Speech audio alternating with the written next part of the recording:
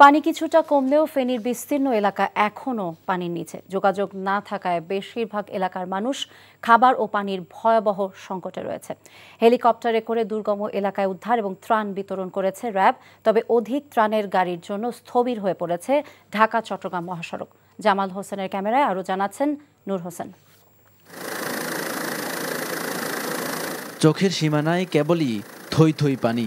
তলিয়ে আছে গ্রাম, শহর, দোকানপাট, বাজার হাট। তলিয়ে আছে নলকূপ কিংবা শৌচাগার, সবই। আলাদা করে বোঝার উপায় নেই ঠিক কি ছিল কোন এলাকায়। ভেসে গেছে সাধের বসত ভিটা, তলিয়ে গেছে চেনা বাড়ির উঠোন। তিল তিল করে গড়ে তোলা মাছের ঘের এখন ঢলের দখলে। ফেনী সদর, ছাগলনাইয়া, ফুলগাজী, পরশুরামের বিস্তীর্ণ জনপদই এখন কান্নার কারণ। উপর থেকে দেখা যায় নিচে দাঁড়িয়ে সহায়হীন মানুষের মুখ।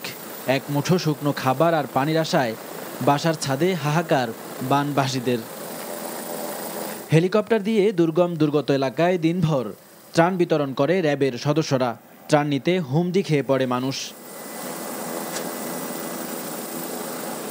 পানিবন্দী থেকে উদ্ধার করা হয়েছে গর্ভবতী নারীসহ শিশু ও বৃদ্ধকে। স্মরণকালের ভয়াবহ বন্যায় তলিয়ে গেছে ফেনীসহ আশেপাশে বেশ কয়েকটি জেলা। এই এলাকার মানুষের কি অবস্থা সেটি জানাও একেবারে দুষ্কর। নূর হোসেন, এনজিবি নিউজ, ফেনী।